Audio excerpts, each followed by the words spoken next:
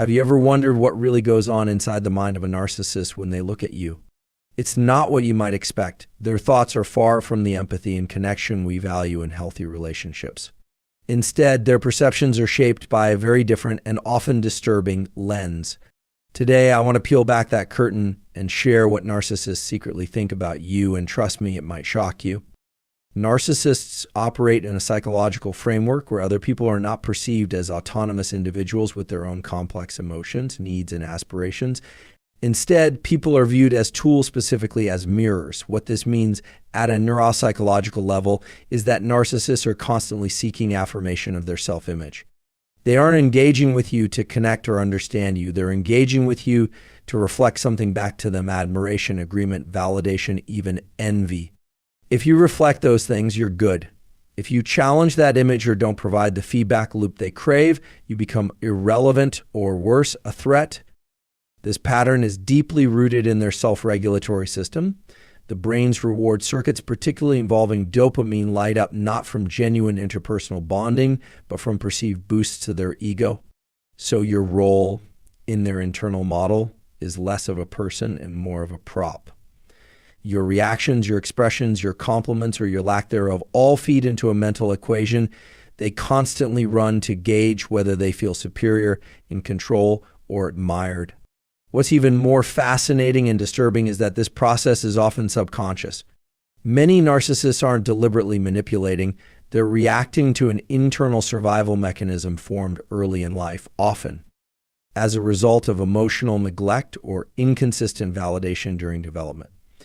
Their brain literally wires around external validation as a core emotional nutrient.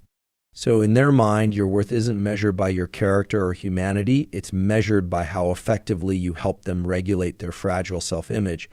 Understanding this helps reframe how we interact with narcissists.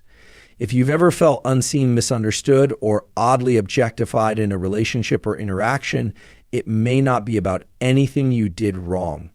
You simply weren't acting as the mirror they needed you to be, and for them, that's unacceptable. Narcissists don't relate to people the way most individuals do. They're not interested in who you are intrinsically, your story, your feelings, your individuality. Instead, they're constantly assessing how you reflect on them. Their interest in you is transactional and conditional, based entirely on whether you enhance or diminish their self-image. In many ways, their perception of others is more of a projection than a true observation. You're not experienced as a full person, but as a reflection, a mirror that either flatters or distorts their idealized self. This phenomenon is supported by what we know about social cognition and self-referential processing in the brain. In narcissists, areas like the medial prefrontal cortex, which helps process self-related information, are hyperactive when they think about social scenarios. This means they tend to filter every interaction through a lens of what does this say about me? Rather than who is this person and how do they feel, they're not observing you with curiosity or empathy. They're evaluating your usefulness to their ego. When you admire them, support their narrative, or offer attention, you're valuable. But the moment you express disagreement, assert your own needs, or cease providing the kind of feedback they crave, your perceived worth drops sharply.